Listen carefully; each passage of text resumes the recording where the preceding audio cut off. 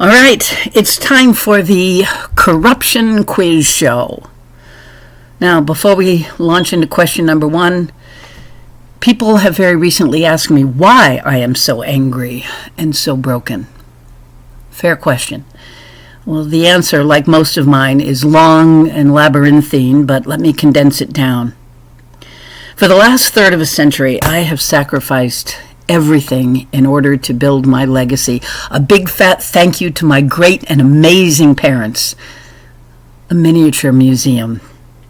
When work took us to this small town, we rented a storage unit, and everybody in town was excited about this miniature museum in the making. Then we had to go to Florida for a couple of months to take care of a very elderly senior with dementia. When we came back, a large part of a wall adjoining two buildings had been removed by the landlord. The guy who has the space next door had moved into our unit, and thousands of dollars worth of museum-quality miniatures missing. The landlord said that the guy, who had a horrible reputation and a bit of a record, was doing some maintenance on our storage space. Meanwhile, our miniatures are for sale on his Facebook page. We've lost a whole dollhouses, artisan pieces. A single piece worth $1,000. The museum is dead. Now, I'm not from a rich family. We're Air Force, poor old military gypsies, but damned if this bastard didn't even take most of what my mother willed me, even stuff she got on her honeymoon with my dad to Italy. In the meantime, nobody, not the police, not the mayor, not the building official, nobody would do anything about this. If you don't believe what I just told you because it is so outrageous, I wouldn't believe it either. But it's true. Hand to God, I'm thinking of renting a lie detector expert and having him ask me if I'm telling the truth.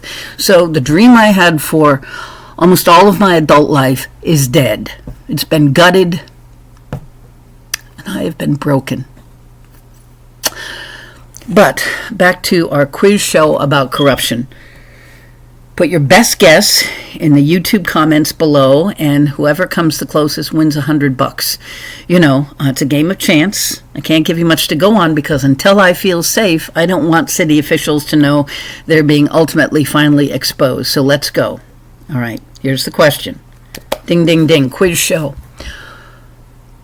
When the powers that be refused to fix a safety problem in the school and there was an incident, how many people ended up going to the local emergency room? Again, put your best guess, in the comments below. When the powers that be refused to fix a safety problem in the school and there was finally an incident, how many people ended up going to the emergency room? That's all.